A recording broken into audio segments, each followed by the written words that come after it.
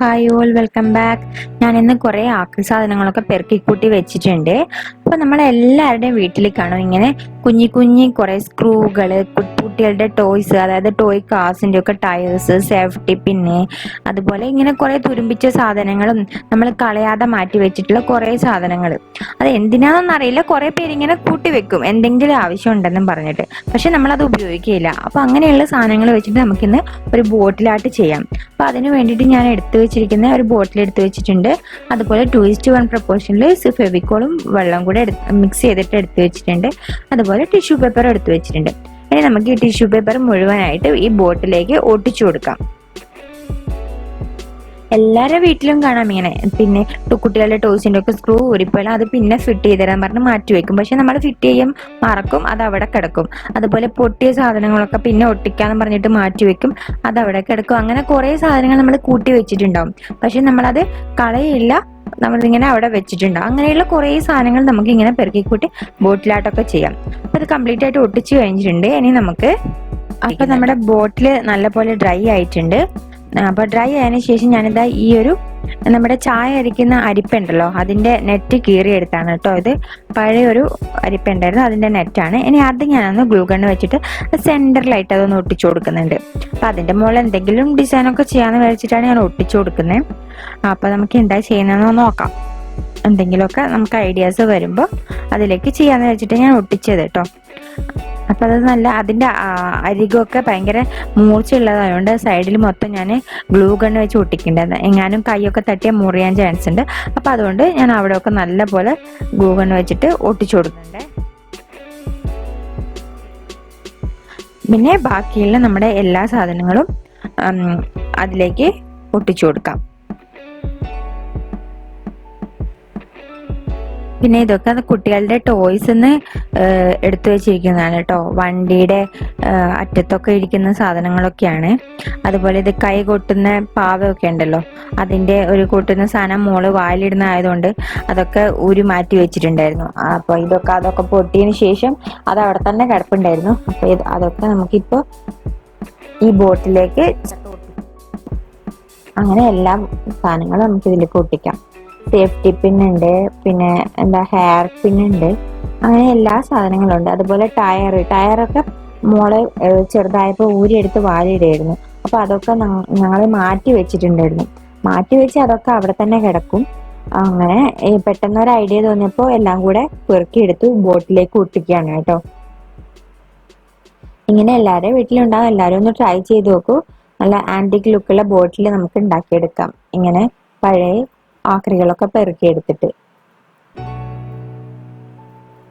ഇത് നമുക്ക് കംപ്ലീറ്റ് ആയിട്ട് ഇങ്ങനെ ഒട്ടിച്ചു കൊടുക്കാം.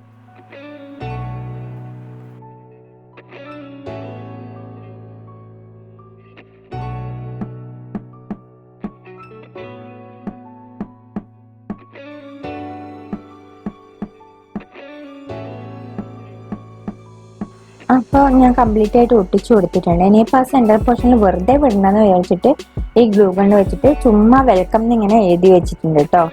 അങ്ങനെ ക്ലിയർ ആവുമെന്നൊന്നും അറിയില്ല, ഞാൻ ജസ്റ്റ് എഴുതി കൊടുക്കുന്നുണ്ട്.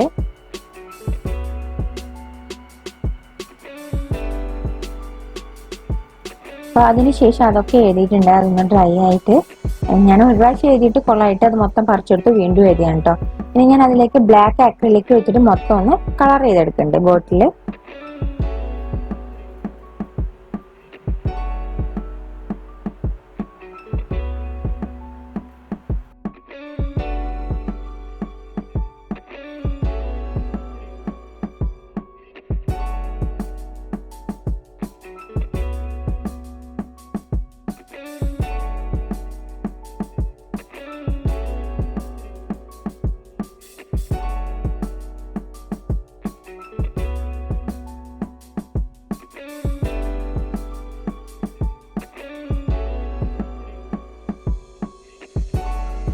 അപ്പോൾ ഇതാ കംപ്ലീറ്റ് ആയിട്ട് ഇങ്ങനെ കളർ ചെയ്തെടുത്തിട്ടുണ്ട്.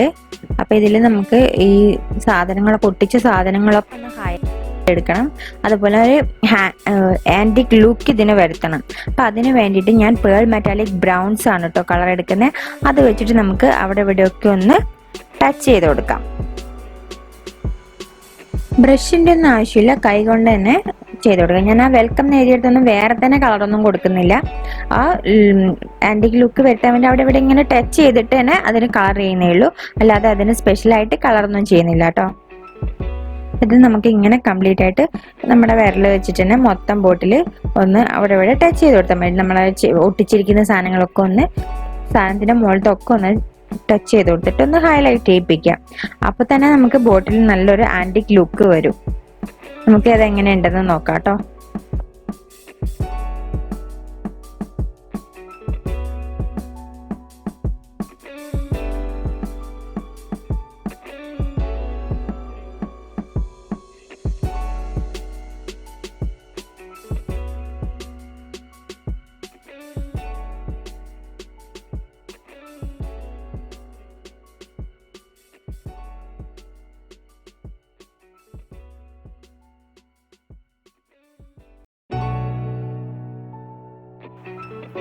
അപ്പൊ നമ്മുടെ ബോട്ടിലിന് ഒരു ആന്റിക് ലുക്ക് ഒക്കെ ഇപ്പൊ വന്നിട്ടുണ്ടല്ലേ.